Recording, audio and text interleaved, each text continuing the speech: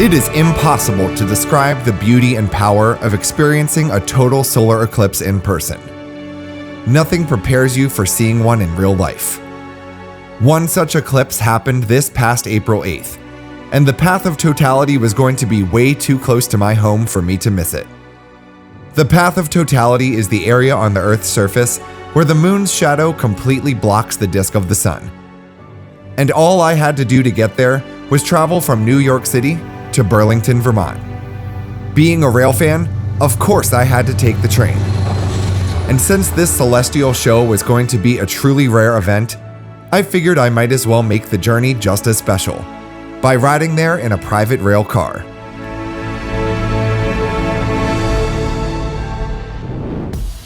For the trip into the moon's shadow, I rode in the Colonial Crafts attached to Amtrak's Ethan Allen Express. On the journey, we were also joined by private railcar Francis L. Suter, which was built in 1914. As the car was being used for a private family event, I avoided filming too much of it. However, one thing I did learn is that this car has one of the only, if not the only, operational wood fireplaces on a rail car in the US. This was really going to be a trip to remember. And in addition to the cosmic ballet in the sky, the unique operations of Vermont Rail put on quite a show for the rail fans as well, with their own special Eclipse train, some nighttime switching in the rail yard, and the chance to see a turntable still in action on a common carrier railroad. We departed from Moynihan Train Hall in New York City the day before the big event. Special displays around the station added to the sense of excitement as we waited to board the train. Around 2 p.m., it was time to head down to the platform and get on our private car, the Colonial Crafts. And even though this was likely the Crafts' first time seeing a solar eclipse, it's certainly no stranger to the stars. Be on the lookout for a video all about this car, its history, plus a full car tour coming later this year.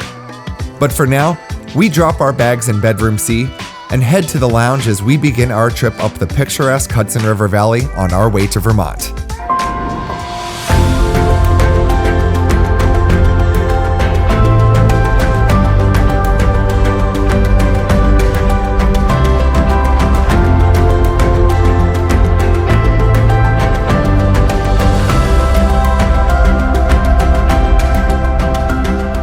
In Albany, a second engine is added onto the rear of our train. In 2022, the route of the Ethan Allen Express was extended from its former endpoint in Rutland, Vermont, to now travel all the way to Burlington. The track layout in Rutland makes it necessary for our train to travel in the opposite direction for the remainder of the journey, creating the need for a driver's cab at both ends of our train. We arrive into Burlington right on time, a little after 10 p.m. After unloading the Amtrak passengers, Vermont Rail moved our train into the yard where we would be parked for the next 2 nights. We climb into bed already excited, thinking about what tomorrow would bring. Sunlight bathes the Colonial Crafts as we find ourselves positioned right alongside the stunning Lake Champlain. We enjoy our coffee and a chef-cooked breakfast, while locals and Eclipse chasers alike take their morning walks along the lake shore. The custom Eclipse drumhead adorns the Crafts, as Vermont Rail switches a freight consist right next to the Amtrak equipment that we were connected to the night before.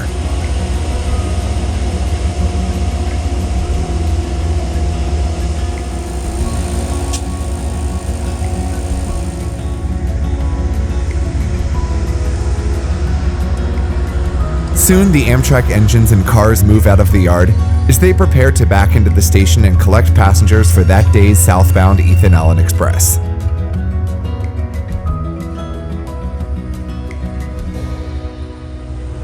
The train then departs the platform almost completely empty, as no one would be leaving Burlington that day unless they absolutely had to.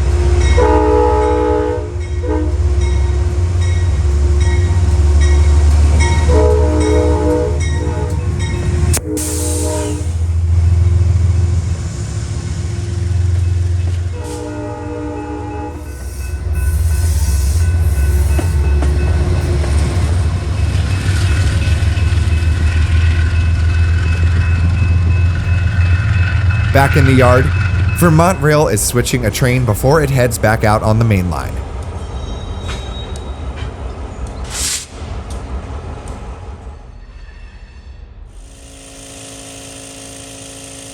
At noon, Vermont Rail's Eclipse special passes through the yard on the way to the station.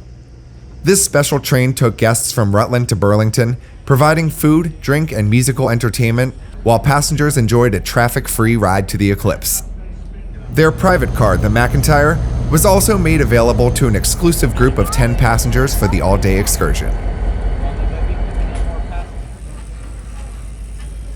After unloading, the train backs up to return to the yard, nearly striking a pedestrian that was completely unaware of their surroundings.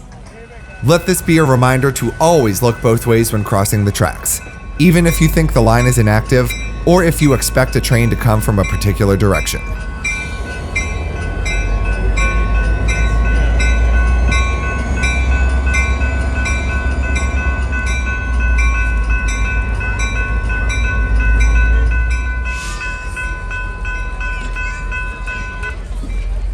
As I return to the yard, the lead engine is just backing onto the turntable. Let's watch this unique operation in action.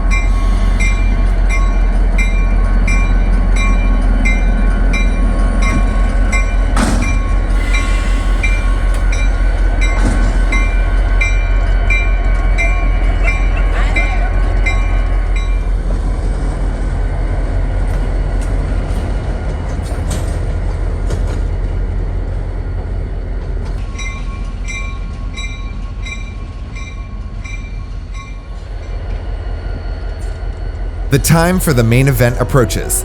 As everyone gathers along the lake to claim their spots, the moon begins to pass in front of the sun. While anxiously awaiting the moment of totality, we use a colander from the Colonial Crafts kitchen as a pinhole projector, revealing miniature images of the partially covered disk of the sun on a white sheet. As we direct our attention to the spectacle unfolding above us, I set up the camera to record as the moon's shadow passes directly over the Colonial Crafts. If you listen carefully in the background, you can hear the crowds gathered around the lake erupt into cheers as the sun's light disappears.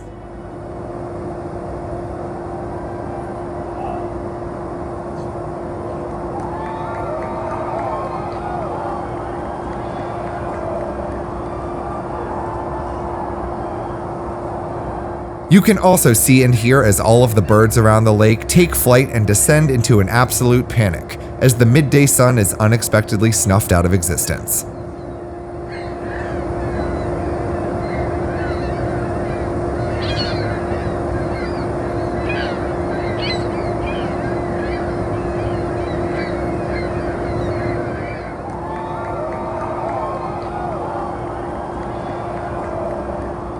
Only minutes after the sun's light blazes through from behind the moon, the rail fans turn their attention back to the real action, the turning of another engine on the turntable.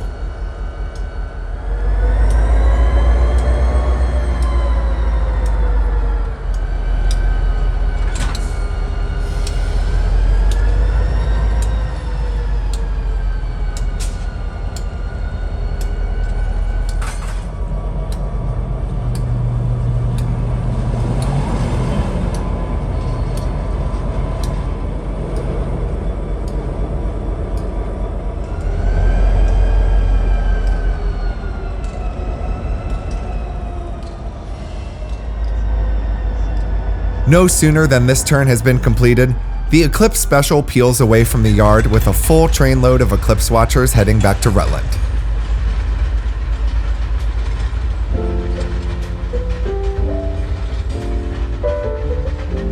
With the star of today's show now setting behind the mountains on the other side of Lake Champlain, We climb back aboard the Colonial Crafts for a delicious gourmet dinner, then prepare for a night of action in the yard. While I was otherwise distracted, the northbound Ethan Allen Express arrived in Burlington, discharged its passengers, and is now seen here empty entering the yard. We head out to the open vestibule of the Crafts to watch Vermont Rail crews switch our cars onto the Amtrak set, so we will be ready to depart as tomorrow's southbound Ethan Allen Express. Vermont Rail first connects their power to the Crafts to pull us out of our siding.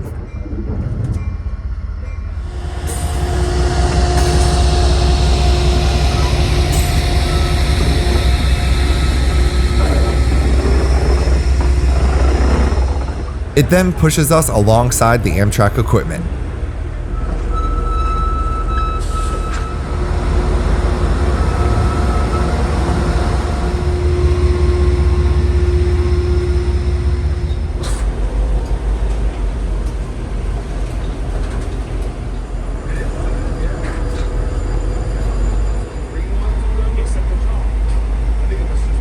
Amtrak number 702 disconnects from its full set of Amfleet cars, then backs onto the rear of the Francis L. Suter.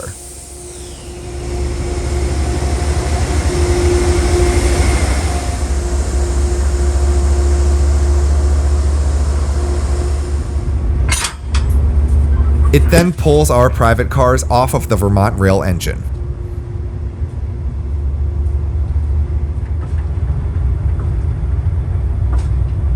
For the last move, the Amtrak engine backs us onto the coaches.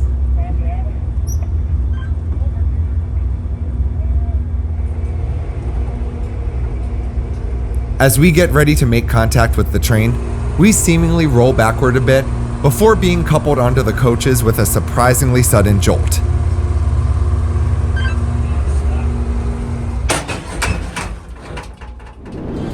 The next morning, after coffee in the yard, we pull into the station, board the sold-out Amtrak train, then begin our return journey to New York City.